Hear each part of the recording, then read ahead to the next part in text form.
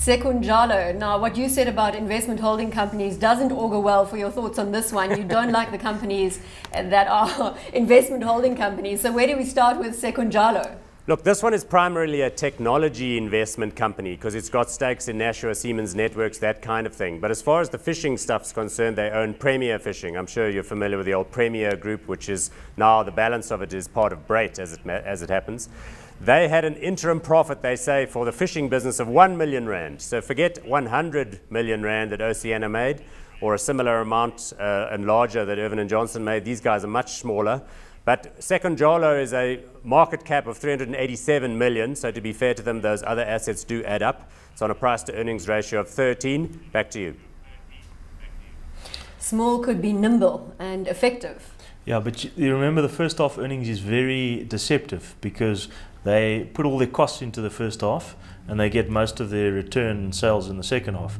So they actually had about 12 million profit last year for about a 230 million turnover. And I would expect that, you know, probably with the rand weakening a bit, you could look at 250 million turnover. You're quite likely to get 14, 15 million profit out of that this particular year. So one must always it's very deceptive just to look at the first half earnings. Two very distinct halves here, you're saying. Absolutely. You need to be more, they need to be equalized across the 12-month period. Absolutely. Yeah. Craig, do you have anything that specifically stands out for you on Sekunjalo that says this is a screaming buy? Look, I don't have a lot of confidence in management. I owned shares about 6 years ago and went to a few annual meetings and enjoyed the rock lobster. But other than that, none of those promises have been delivered on. And I do believe Premier Fishing holds a lot of value. But again, it's very cyclical.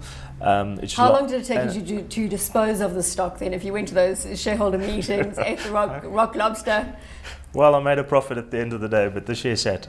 But what's quite interesting about the story is the abalone side, because they're farming with that now, which raises the objection that Paul had earlier. And they're going to increase their tonnage from about 120 million to 300 million tons over the next 2 to 3 years. So that could be a positive kicker for Premier Fishing. Paul, look, disappointing news on Sekunjalo from Craig. Do you have anything positive to add on this story? Look, other than the rock lobster? No, I never ate the rock lobster.